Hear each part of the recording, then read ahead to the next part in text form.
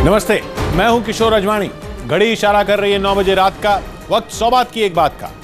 आतंकी हाफिज सईद के करीबी गोपाल सिंह चावला के साथ अपनी तस्वीर को लेकर हो रहे वार पर नवजोत सिंह सिद्धू ने जोरदार पलटवार किया। विकास दर के बदले पैमाने पर कांग्रेस और मोदी सरकार आमने सामने आ गए। महाराष्ट्र में मराठा समुदाय को रोजगार में आरक्षण देने से जुड़ा बिल पास हो गया और आंध्र प्रदेश के श्रीहरिकोटा से देश में बना हाईसिस सैटेलाइट लॉन्च किया गया। कोर्ट और सरकारों की सख्ती के बाद भी छोटे बच्चों को स्कूल पहुंचाने वाली वैन और बसें नियमों की अनदेखी कर बेरोक-टोक चल रही हैं। ऐसी ही खतरनाक वैन और बसों का शिकार छोटे बच्चे बन रहे हैं। ताजा मामला यूपी के वाराणसी का है, जहां एक स्कूल वैन की चपेट में आने से एक बच्चे की मौत हो गई। इस हादसे का एक सीसीटीवी वीडियो भी सामने आया, जिसमें साफ दिखा कि हादसे से ठीक पहले 3 साइकिल सवार वहां से गुजरे। तभी इन लोगों के पीछे आ रही एक सफेद स्कूल वैन सड़क किनारे आकर रुकी, जिससे एक बच्चा ड्राइवर की बगल वाली सीट से उतरते ही दौड़कर स्कूल वैन के आगे से अपने घर की ओर जाने लगा। तभी स्कूल वैन के ड्राइवर ने गाड़ी आगे बढ़ा दी, जिससे बच्चा गाड़ी के नीचे आ गया। हालांकि बच्चे के गाड़ी के नीचे आते ही ड्राइवर ने गाड़ी रोक दी, जिसके बाद फौरन आसपास के लोग वहां पहुंचे और गाड़ी के नीचे दबे बच्चे को बाहर निकाला, लेकिन उसे बचाया नहीं जा सका। इस हादसे के बाद से स्कूल वैन का ड्राइवर फरार है।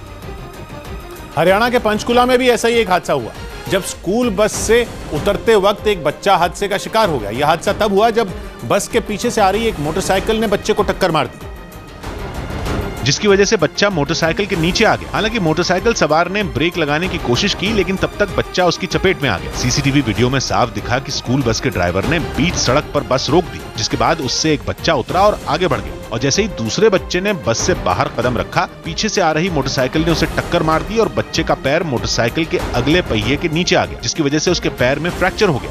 हादसे के बाद बस का कंडक्टर नीचे उतरा और बच्चों को अस्पताल पहुंचाने के बजाय मोटरसाइकिल पर बैठे लड़कों से उलझ पड़ा। हालांकि वहां जुटे लोगों में एक आदमी ने बच्चे को गोद में उठाया और वहां से ले गया। इस हादसे से गुस्साए बच्चे के घर वालों ने बस के ड्राइवर और कंडक्टर पर लापरवाही का आरोप लगाते हुए दोनों के खिलाफ पुलिस में शिकायत दर्ज कराई।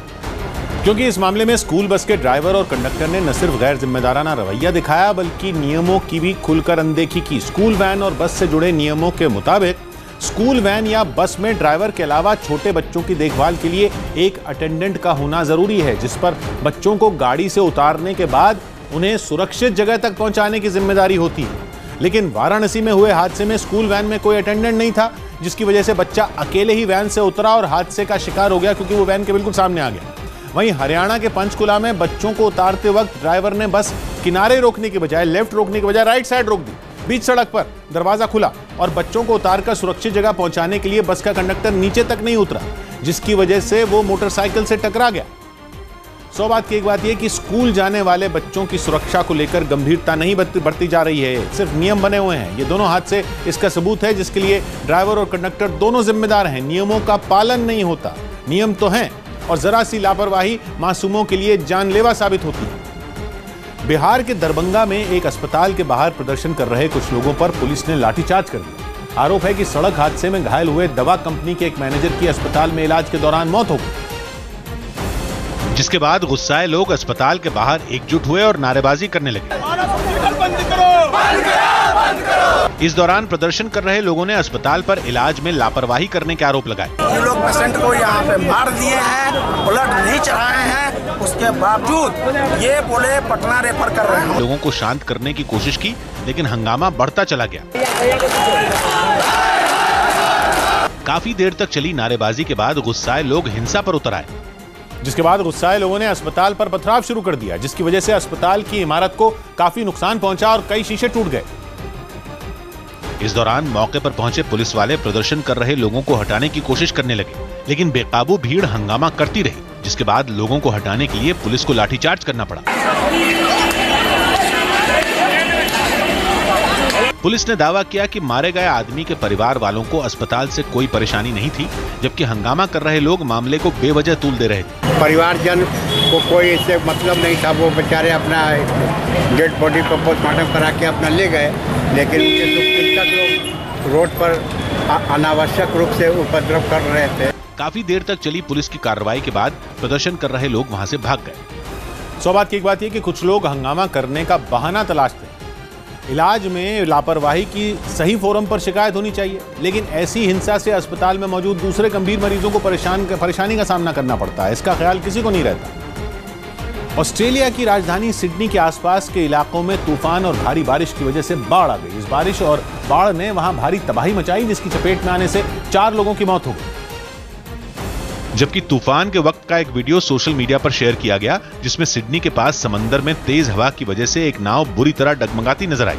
शेयर किए गए एक और वीडियो में एक प्लेन पानी से भरे हुए एक रनवे से उड़ान भरता दिखा। तूफान की वजह से सिडनी एयरपोर्ट के 2 रनवे बंद कर दिए गए, जिसकी वजह से 130 विमानों की उड़ान रद्द कर दी गई। एयरपोर्ट के रनवे की तरह ही वहां की सड़कों पर भी पानी भर गया, जहां से कई गाड़ियां गुजरती नजर आईं। बाढ़ की वजह से कई सड़कें बंद कर दी गईं। बारिश और तूफान की वजह से सिडनी में करीब 8000 मकानों की बिजली सप्लाई रोक दी गई, ताकि किसी तरह के खतरे से बचा जा सके। यही नहीं, अधिकारियों ने लोगों को तूफान और बारिश के दौरान अपने घरों में रहने की सलाह भी दी, क्योंकि आने वाले दिनों में वहां और भारी बारिश की आशंका जताई गई। बारिश की वजह से सिडनी की कई सड़कों पर कई घंटों तक जाम लगा रहा। बारिश के दौरान हवा की रफ्तार 90 किलोमीटर प्रति घंटा थी, जिसकी वजह से कई मकानों को भी नुकसान पहुंचा। बारिश का पानी कई लोगों के मकानों में घुस गया। हालांकि वहां होने वाली बारिश और तूफान की आशंका मौसम विभाग ने पहले ही जता दी थी, जब करीब 1 हफ्ते पहले आंधी के साथ उठे धूल के गुबार ने सिडनी के एक हिस्से को घेर लिया था। इस बीच वहां के अधिकारियों के लिए एक और मुसीबत खड़ी हो गई।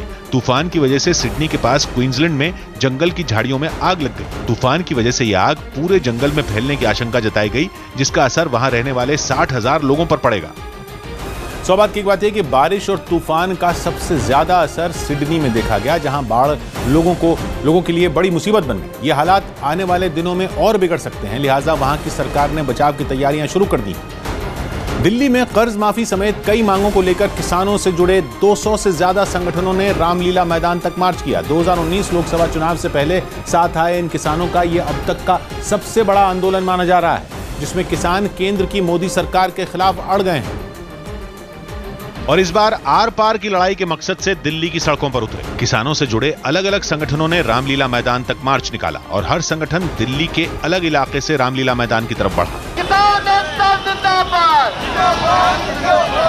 दिल्ली के बिजवासन इलाके से स्वराज इंडिया नाम के संगठन ने 26 किलोमीटर का मार्च निकाला। संगठन के प्रमुख और आम आदमी पार्टी के पूर्व नेता योगेंद्र यादव ने इस मोर्चे का नेतृत्व किया। कारवां चलता जाएगा, जैसे जैसे कारवां बढ़ता गया, लोग जुड़ते गए, महफिल बढ़ती गई, वही होता जाएगा।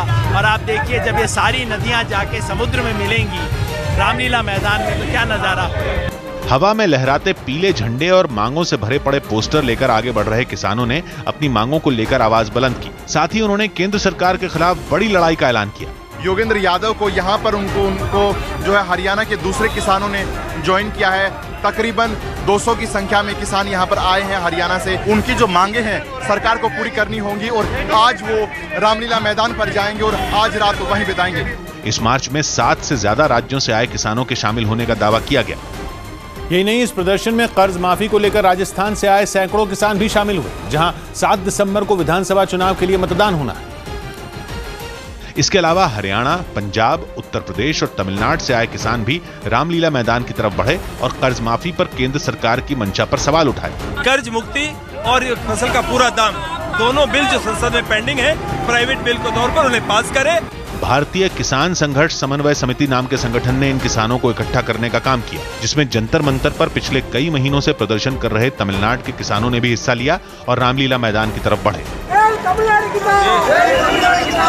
इस मार्च में तमिलनाडु के 100 से ज्यादा किसान शामिल हुए, जो सूखा प्रभावित तमिलनाडु के लिए केंद्र से विशेष पैकेज की मांग कर रहे हैं। 2019 लोकसभा चुनाव से पहले केंद्र के खिलाफ ये एक बड़ा आंदोलन माना जा रहा है, जिसमें लगभग 17 राज्यों के किसानों के शामिल होने का दावा किया जा रहा है। इन राज्यों में 4 ऐसे राज्य भी हैं जहां चुनाव की प्रक्रिया चल रही है। इनमें राजस्थान से जुड़े किसान संगठनों की भूमिका काफी अहम मानी जा रही है, क्योंकि वहां अभी तक मतदान नहीं हुआ है, जिसकी वजह से सरकार पर दबाव बना हुआ है। दावा किया जा रहा है कि ये किसान कर्ज माफी और फसलों के 1.5 गुना दाम के मुद्दे पर एकजुट हैं। और माना जा रहा है कि इस एकजुटता का कारण कुछ सियासी पार्टियां हैं जो किसान आंदोलन को पीछे से सपोर्ट दे रही हैं। सीपीआई ने तो खुलकर इस आंदोलन के समर्थन का ऐलान किया। उससे जुड़े किसान संगठनों के लोगों ने भी रामलीला मैदान तक मार्च निकाला। ऑल इंडिया किसान सभा नाम के इस संगठन ने प्रधानमंत्री फसल बीमा योजना पर भी सवाल उठाए और पीएम पर वादा खिलाफी का आरोप लगाया। गुस्साए किसानों ने गुरुवार को संसद भवन का घेराव करने का भी ऐलान किया। साथ ही उन्होंने रामलीला मैदान में बड़ी रैली करने की जानकारी दी। स्वाभाविक एक बात यह कि चुनावी माहौल में किसानों का दिल्ली मार्च सरकार की मुश्किलें बढ़ाने वाला है। सरकार ने अगर ध्यान न दिया तो 2019 लोकसभा चुनाव पर भी इसका बड़ा असर होगा। यही वजह है कि विधानसभा चुनाव में भी पार्टियों का फोकस सबसे ज्यादा किसानों पर है। तेजस्वी यादव की अगुवाई में विपक्ष ने नीतीश सरकार के खिलाफ मार्च निकाला। मुजफ्फरपुर केस में बिहार सरकार को सुप्रीम कोर्ट की फटकार के बाद तेजस्वी यादव की अगुवाई में विपक्षी दलों ने पटना विधानसभा से राजभवन तक मार्च किया। सुप्रीम कोर्ट ने न्याय करने का काम किया है, राज्य सरकार को आईना दिखाने का काम किया है। राज्य सरकार मतलब कि नीतीश कुमार। पंजाब के पठानकोट में कुछ संदिग्ध लोगों के दिखने की सूचना के बाद पुलिस ने तलाशी अभियान चलाया। सर्च ऑपरेशन चल रहा है, रेड अलर्ट किया गया। एसएसपी यादव सारी पुलिस चिकन्नी है, नाके नुके लाए सी। इन्होंने सानू शक पिया इन्होंने बंदे उत्ते ही इन्होंने डकिया है। यूपी के पीलीभीत में बरखेड़ा से बीजेपी विधायक किशन लाल राजपूत पर वन विभाग के कर्मचारियों को धमकाने का आरोप लगा। तुमने कोई आवाज ऐसी निकाली, इन्होंने क्या कहा कि जब तक नहीं मारे जाएंगे तब तक नहीं। ओडिशा में आयोजित हॉकी वर्ल्ड कप में दक्षिण अफ्रीका के खिलाफ 5-0 से जीत के बाद भारतीय खिलाड़ियों का 1975 में वर्ल्ड कप जीतने वाली टीम के सदस्यों ने स्टेडियम में जोरदार स्वागत किया।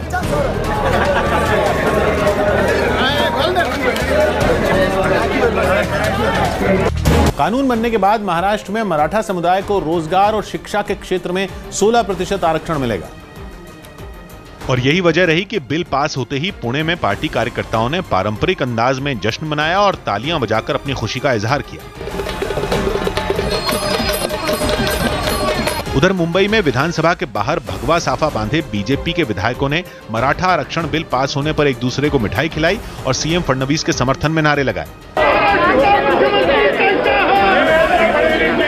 देवेंद्र जी फडणवीस ने जो कई सालों में हुआ नहीं, वह कायदा कानून में बिठाकर आज मराठा समाज को आरक्षण दे रहे हैं। इससे पहले सीएम फडणवीस ने भी पार्टी के कई एमएलए के साथ खुद शिवाजी महाराज की मूर्ति पर माला चढ़ाई।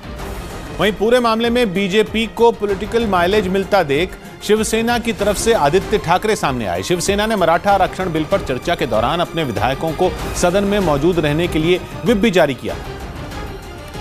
लिहाजा बिल सदन में पेश होते ही आदित्य ठाकरे विधानसभा पहुंच गए। उन्हें देखकर शिवसेना के एमएलए उद्धव ठाकरे के समर्थन में नारे लगाने लगे और आदित्य ठाकरे को मिठाई खिलाकर बधाई दी।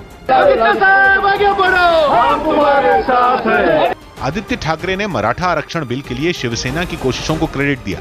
काफी अहम निर्णय हुआ है आज जो बिल पास हो गया है, ऐतिहासिक निर्णय है। उद्धव साहब ने पहले से ही कहा था कि मराठा समाज को अपना न्याय मिलना चाहिए। मराठा समाज ने जो मांगा था वो देना जरूरी था, जैसे 16 तक का जो रिजर्वेशन है, तो वो आज इस बिल में आया है। साथ ही उन्होंने उम्मीद जताई कि इसकी वजह से समाज के दूसरे वर्गों को कोई नुकसान नहीं होगा।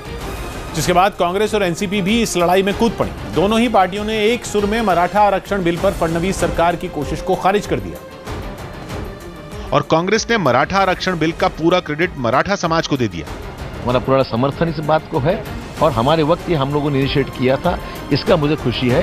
तो सही सेलिब्रेशन होगा, मराठा समाज ने सेलिब्रेशन करना चाहिए, ये क्रेडिट किसी पार्टी का नहीं है। वहीं एनसीपी भी इस मुद्दे पर कांग्रेस की हाँ में हाँ मिलाती दिखी। हमारी जो मानसिकता थी उसको आगे ले जाने का काम इन्होंने किया है। अगर ये 4 साल में 2 साल में हो जाता तो ये 40 जो हमारे हुतात्मा हुए हैं, जो अस्वस्थता समाज में थी, वो नहीं होती थी। इतना ही नहीं, एनसीपी ने मराठा आरक्षण पर फडणवीस सरकार के बिल को पिछली सरकार की नकल करार दिया। इस बीच सीएम देवेंद्र फडणवीस ने साफ किया कि मराठा आरक्षण बिल पास करने के लिए उनकी सरकार ने अदालत की सभी शर्तों का पूरा ख्याल रखा। जो ओबीसी का आरक्षण है उसको किसी भी प्रकार से कम न करते हुए उसके बाहर यह आरक्षण दिया गया है। पिछले कई दशकों से मराठा समाज जो संघर्ष कर रहा था, आज एक प्रकार से राज्य सरकार ने उसके ऊपर पूरी तरीके से कार्रवाई की है। वहीं मराठा आरक्षण का बिल पास होने के बाद महाराष्ट्र में मुस्लिम आरक्षण की मांग भी तेज हो गई।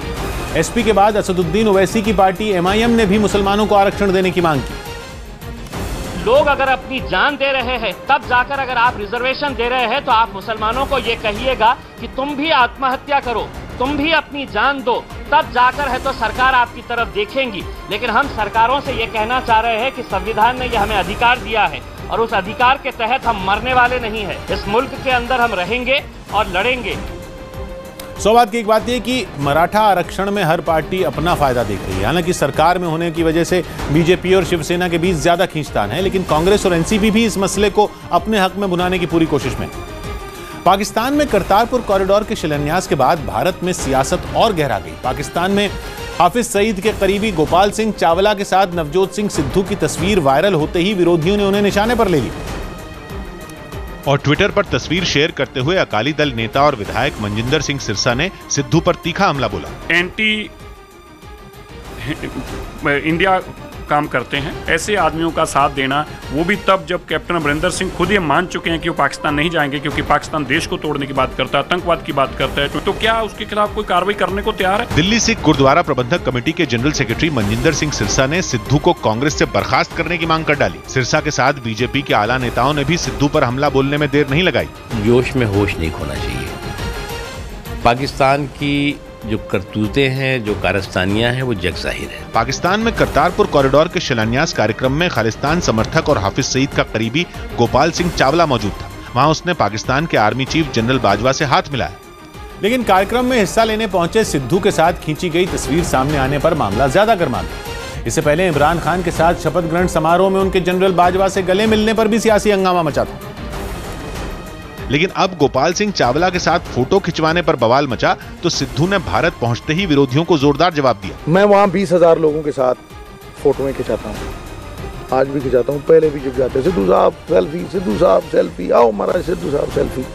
अब उसमें चीमा कौन और चावला मैं नहीं जानता। वहीं सिद्धू के बचाव में कांग्रेस भी सामने आई और पाकिस्तान में करतारपुर कॉरिडोर के शिलान्यास में शामिल केंद्रीय मंत्रियों को ही घेर लिया। ये सवाल मोदी जी से नहीं पूछा जाना चाहिए। हरदीप पुरी जी और हरसिमरत कौर बादल जी दो भारत सरकार के मंत्री उस फंक्शन में करतारपुर साहब के नहीं थे और मोदी जी और सुषमा स्वराज जी ने उन्हें भारत का औपचारिक नुमाइंदा बनाकर क्यों भेजा था? करतारपुर कॉरिडोर के शिलान्यास कार्यक्रम में गोपाल सिंह चावला केंद्रीय मंत्रियों के पास ही नजर आया था। उसने कार्यक्रम में शामिल शिरोमणि गुरुद्वारा प्रबंधक कमेटी के प्रमुख गोविंद सिंह लोंगोवाल के साथ भी अपनी तस्वीर सोशल मीडिया पर शेयर की। इसलिए भी कांग्रेस को विरोधियों पर पलटवार का मौका मिल गया।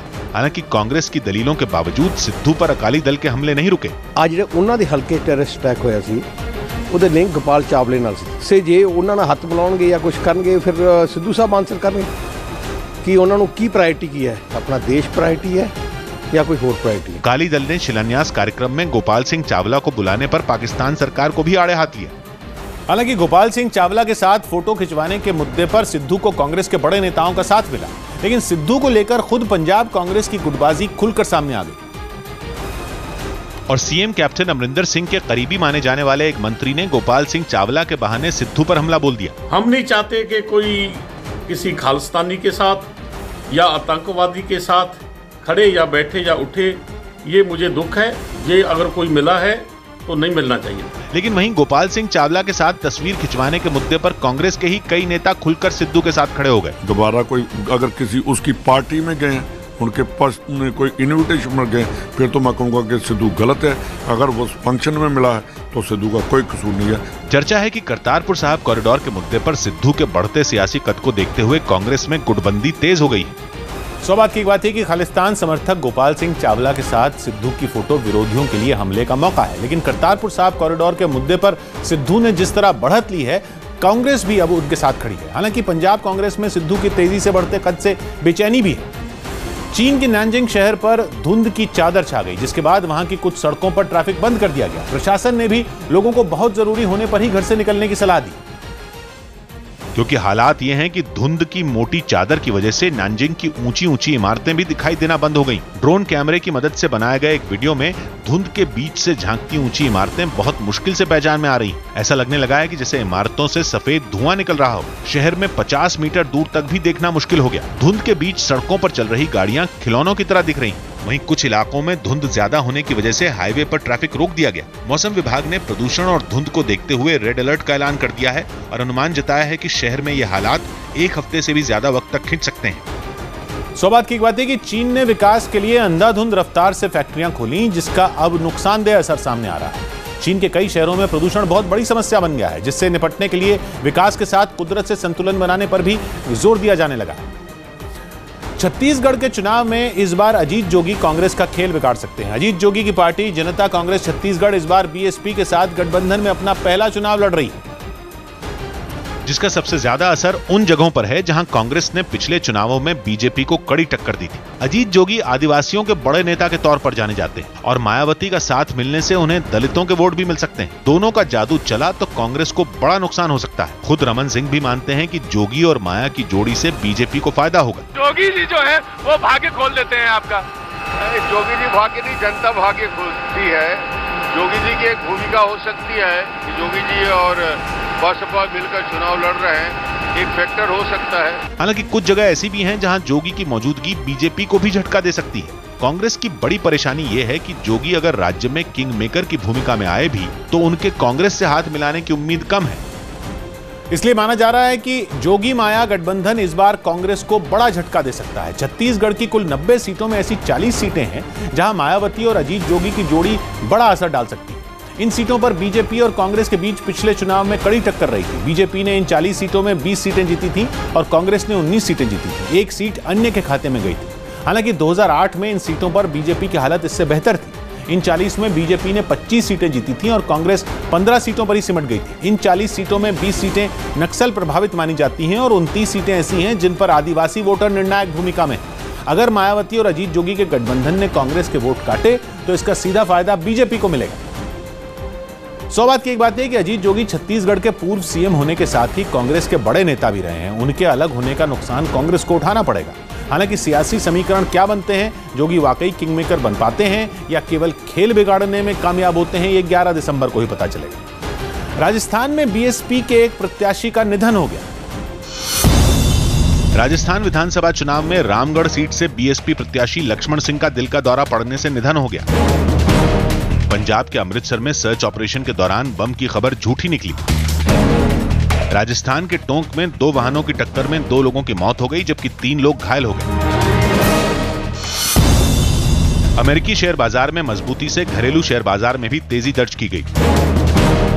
सेंसेक्स 453 अंक उछलकर 36,170 पर बंद हुआ। निफ्टी 130 अंक ऊपर 10,859 पर पहुंच गया। सुनील गावस्कर ने एक इंटरव्यू में मिताली राज का समर्थन करते हुए उन्हें T20 वर्ल्ड कप के सेमीफाइनल मैच से बाहर किए जाने को लेकर सवाल खड़े किए। पूर्व कप्तान माइकल क्लार्क की ओर से ऑस्ट्रेलियाई क्रिकेट टीम को लोगों की नजरों में अच्छा दिखने के बजाय आक्रामक खेल खेलने की नसीहत दिए जाने पर कप्तान टिम पेन ने जवाब दिया कि उनकी कोशिश जीत के जरिए देश की जनता का भरोसा और सम्मान जीतना है। चैंपियंस लीग फुटबॉल टूर्नामेंट में बार्सिलोना ने लियोनेल मेसी के शानदार खेल की बदौलत 2-1 से जीत हासिल कर ली। मुंबई के सायन में साउथ के सुपरस्टार रजनीकांत और अक्षय कुमार स्टारर फिल्म 2.0 की रिलीज होने पर लोगों ने जमकर जश्न मनाया। इस दौरान रजनीकांत के प्रशंसकों ने दावा किया कि फिल्म कमाई का नया रिकॉर्ड बनाएगी और इसके साथ ही बड़ी संख्या में उनके चाहने वाले बैंड की धुन पर नाचते गाते फिल्म देखने सिनेमा हॉल पहुंचे। इसी बीच 2 महिलाओं ने अपने सिर पर कलश रखकर फिल्म 2.0 के रिलीज होने की खुशी में जमकर डांस किया। साथ ही रजनीकांत के प्रशंसकों ने पटाखे फोड़कर भी जश्न मनाया। वहीं उनके कुछ प्रशंसक रजनीकांत के स्टाइल में नजर आए। इनमें कुछ ने रजनीकांत की फोटो वाली टी-शर्ट पहन रखी थी तो एक आदमी के मोबाइल फोन पर उनकी तस्वीर लगी थी। इस बीच रजनीकांत के कुछ चाहने वालों ने फिल्म के हिट होने के लिए मंदिर में प्रार्थना की। साथ ही रजनीकांत को उनकी फिल्म के लिए शुभकामनाएं दी। लेकिन इससे पहले उनके चाहने वालों ने मंदिर में जाकर फिल्म हिट होने के लिए दुआ मांगी। इस दौरान एक बच्ची ने रजनीकांत की तस्वीर वाला एक झंडा हाथों में पकड़ रखा। रजनीकांत के चाहने वालों ने मंदिर में पूजा करने के बाद दावा किया कि फिल्म कमाई के नए रिकॉर्ड बनाएगी। बहुत बड़ा रिकॉर्ड बनाएगा, वो हमारा उम्मीद है। बाहुबली सब जो भी इसका पहले जो भी कलेक्शन था इंडियन मूवी का, तो सबका रिकॉर्ड तोड़ेगा।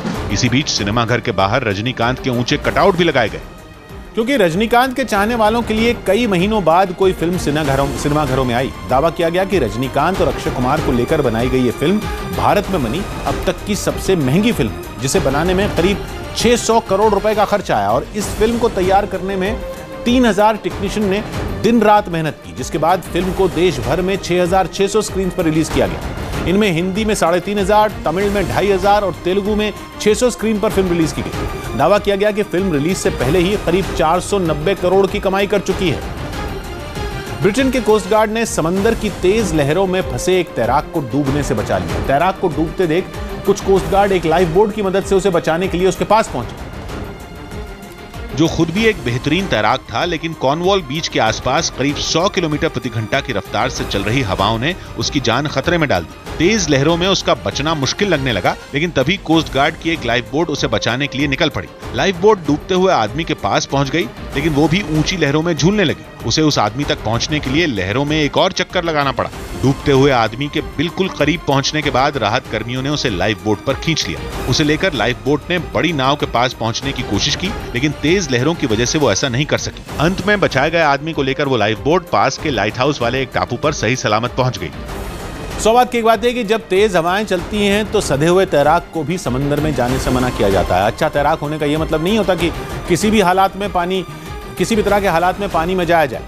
ऐसा करने वाले अपनी जान खतरे में डालते हैं, जो कई बार जानलेवा भी साबित होता है। राजस्थान विधानसभा चुनाव के लिए एक घोषणा पत्र जारी करते हुए कांग्रेस ने किसानों के लिए कई बड़े वादे किए। कांग्रेस ने 2 लाख लोगों से सुझाव लेने के बाद यह घोषणा पत्र तैयार करने का दावा किया और इसका नाम जन घोषणा पत्र रखा, जिसे सचिन पायलट और अशोक गहलोत दोनों ने एक साथ जारी किया। घोषणा पत्र में पार्टी ने किसानों का खास ध्यान रखा और उनके लिए वादों का पिटारा खोल दिया कि किसानों का जो कर्जा है उसको कांग्रेस पार्टी माफ करेगी और एक नई शुरुआत करने का मौका हमारे किसानों को राजस्थान में मिलेगा।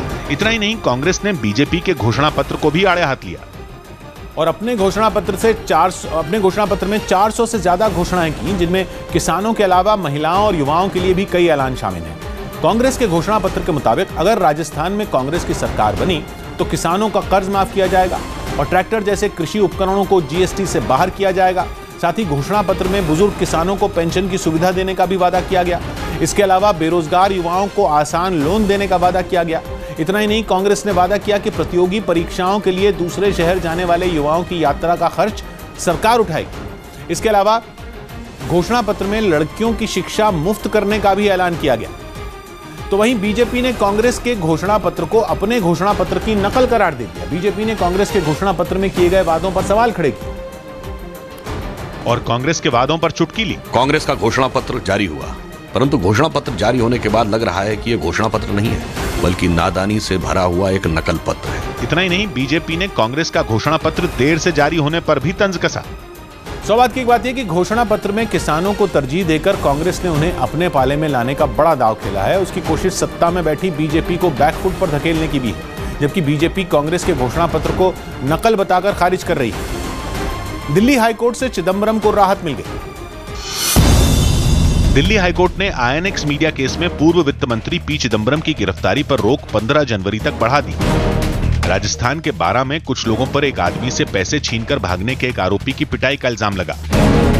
बॉम्बे हाईकोर्ट ने रणवीर सिंह और दीपिका पादुकोण समेत दूसरे आरोपियों को बड़ी राहत देते हुए एक कार्यक्रम को लेकर हुए विवाद के बाद दर्ज केस पर पुलिस को चार्जशीट दाखिल नहीं करने का निर्देश दिया। राज ने कोच रमेश पवार के आरोपों के बाद ट्वीट कर इसे जिंदगी का काला दिन करार देते हुए लिखा कि पूरे कमिटमेंट से 20 साल तक देश के लिए खेलना और पसीना बहाना सब बेकार हो गया। मेजबान बांग्लादेश और वेस्टइंडीज के बीच ढाका में शुक्रवार से दूसरा टेस्ट मैच खेला जाएगा। नॉर्वे के chess grand master Magnus Carlsen ने लंदन में आयोजित वर्ल्ड चेस चैंपियनशिप का खिताब फिर अपने नाम कर लिया। सौभाग्य की बात है कि पुलिस और सुरक्षा बल ने सतर्कता नहीं बरती। फुटबॉल मैच के दौरान हिंसा इन देशों में नई नहीं है। घटना से साफ है कि दर्शक पेट्रोल बम और हमला करने वाला सामान साथ लेकर आए थे, जिसकी जांच नहीं हुई। जम्मू कश्मीर के सोपोर में उस वक्त हालात बिगड़ गए जब बडगाम मुठभेड़ में मारे गए एक आतंकी के समर्थन में कुछ लोग जवानों पर पत्थरबाजी करने लगे। जवानों पर हमला करने वाले ये लोग आतंकी के मारे जाने पर मातम मना रहे थे, लेकिन मारे गए आतंकी के लिए आंसू बहाते इन लोगों ने जवानों को ही निशाना बनाना शुरू कर दिया और उन पर पत्थर बरसाने लगे। जवानों ने आंसू गैस के गोले दागे तो वहां भगदड़ मच गई। मारे गए आतंकी के जनाजे में जुटी महिलाएं, छोटे बच्चे और बुजुर्ग इधर उधर भागने लगे, लेकिन जो लोग पत्थर बरसा रहे थे उनके हाथ नहीं रुके और हालात बिगड़ते चले गए। इस दौरान वहां लगातार गोलियां चलने की आवाजें सुनी गई। एक के बाद एक कई आंसू गैस के गोले दागे गए, लेकिन जवानों पर पत्थर बरसा रहे लोगों ने अपने कदम पीछे नहीं खींचे और सुरक्षा बल की सख्ती के बाद भी उनको निशाना बनाते रहे। और ये वही लोग थे जो बडगाम मुठभेड़ में मारे गए आतंकी के जनाजे में शामिल होने पहुंचे थे। इस दौरान एक गली में काफी लोग खड़े हुए दिखे। कुछ को जवानों की कार्रवाई के दौरान भागते हुए भी देखा गया, जबकि कुछ सड़क पर ही डटे हुए थे। पथराव कर रहे लोगों को खदेड़ने के बाद जो हालात सामने आए, उनमें लोगों के जूते और चप्पलें इधर उधर पड़ी हुई नजर आईं। 3 स्कूटर भी वहां गिरे हुए थे, जबकि जगह जगह पत्थर भी पड़े हुए थे। और ये हालात पत्थरबाजों पर कार्रवाई के दौरान मची भगदड़ की वजह से बने। इससे पहले मारे गए आतंकी के जनाजे में हजारों की संख्या में लोग शामिल हुए थे, जिन्होंने आतंकी की मौत पर मातम मनाया और हवा में हाथ लहराते हुए नारेबाजी की।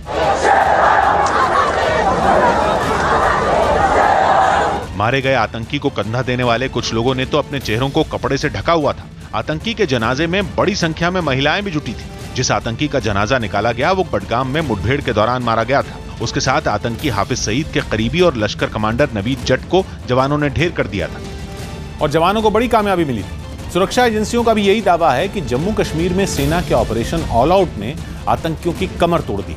सिर्फ नवंबर के महीने में ही अलग अलग मुठभेड़ों में 39 आतंकियों को ढेर किया जा चुका है। वहीं इस साल अब तक मारे गए आतंकियों की संख्या 233 पहुंच गई है, जो सुरक्षा बल की बड़ी कामयाबी है। बांदीपुरा, सोपोर और बारामूला जैसे इलाकों में आतंकियों के खिलाफ सबसे ज्यादा कार्रवाई हुई है। वहीं कुलगाम, बडगाम और शोपियां में छिपे आतंकियों के खिलाफ ऑपरेशन ऑल आउट जारी है। सौभाग्य की एक बात यह कि जम्मू कश्मीर में आतंकियों का तेजी से सफाया हो रहा है, लेकिन पत्थरबाज अब भी सुरक्षा बल के लिए चुनौती बने हुए हैं। मुठभेड़ के दौरान पत्थरबाजी की घटनाओं में इजाफा हुआ है। मुठभेड़ के दौरान तो जवानों को दोतरफा मोर्चा संभालना पड़ रहा है। दिल्ली की कोर्ट ने हाशिमपुरा हत्याकांड में पेश नहीं होने पर गाजियाबाद के एक एसएचओ के खिलाफ वारंट जारी कर दिया। दिल्ली की 30 हजारी कोर्ट ने 1987 के मेरठ के हाशिमपुरा हत्याकांड को लेकर अदालत में पेश न होने पर गाजियाबाद के एक एसएचओ के खिलाफ गैर जमानती वारंट जारी कर दिया। दिल्ली के इंद्रपुरी में सीवेज ट्रीटमेंट प्लांट न बनाए जाने से नाराज एनजीटी ने दिल्ली जल बोर्ड को केंद्रीय प्रदूषण नियंत्रण बोर्ड में 5 करोड़ रुपए जमा करने का निर्देश दिया। उत्तर कोरिया में देवदार के पेड़ों में फैल रही एक बीमारी को रोकने के लिए दक्षिण कोरिया ने मदद के तौर पर 50 टन कीटनाशक भेजे। मध्य प्रदेश के सिवनी में शिकायत करने थाने पहुंचे एक आदमी ने पुलिस कर्मियों पर पिटाई का आरोप लगाया। हरियाणा के गुरुग्राम में किन्नरों के 2 गुटों में हुए खूनी संघर्ष में एक किन्नर की मौत के मामले में पुलिस ने 7 आरोपियों को गिरफ्तार कर लिया। महिला T20 वर्ल्ड कप में हुए विवाद को लेकर रमेश पवार ने बीसीसीआई को दी गई अपनी सफाई में दावा किया कि मिताली राज ने बतौर ओपनर न उतरने पर संन्यास